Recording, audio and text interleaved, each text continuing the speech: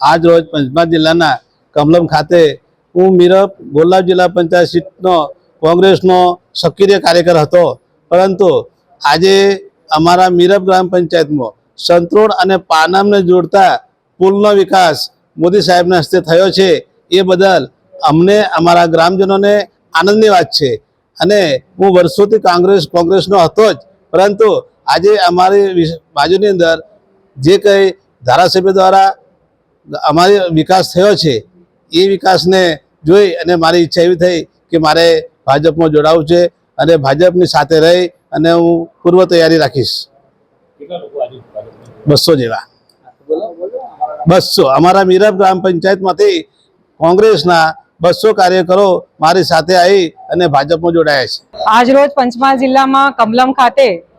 ભારતીય જનતા પાર્ટીના પંચમહાલ જિલ્લાના અમારા આદરણીય અધ્યક્ષ મયંકભાઈ દેસાઈ સાહેબના અધ્યક્ષસ્થાનમાં અને ખાસ કરીને આજના કાર્યક્રમમાં ઉપસ્થિત અમારા પંચમહાલ જિલ્લાના લોકલાડીલા સાંસદ શ્રી રાજપાલ જાદવ સાહેબ, અમારા પંચમહાલ જિલ્લાના અધ્યક્ષા બેન રેણુકાબેન, આજનો કાર્યક્રમ જે છે એ કાર્યક્રમ મોરવા હડપ વિધાનસભામાં આવેલી ગોલાવ જિલ્લા પંચાયતમાં આજે 150 થી 200 જેટલા કોંગ્રેસના કાર્યકર્તાઓ ભારતીય જનતા પાર્ટીનો ભગવો ખેસ આજે ધારણ કર્યો છે। ભારતીય જનતા પાર્ટીમાં આજે પ્રવેશ મેળવ્યો છે અને નવા વર્ષની શુભેચ્છા સાથે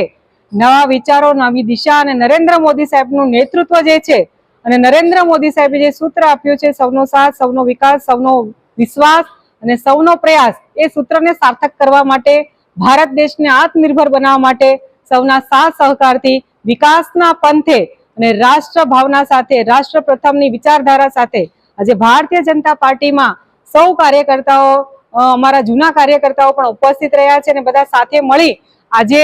સૌથી મોટી સંખ્યામાં આજે નવા વર્ષમાં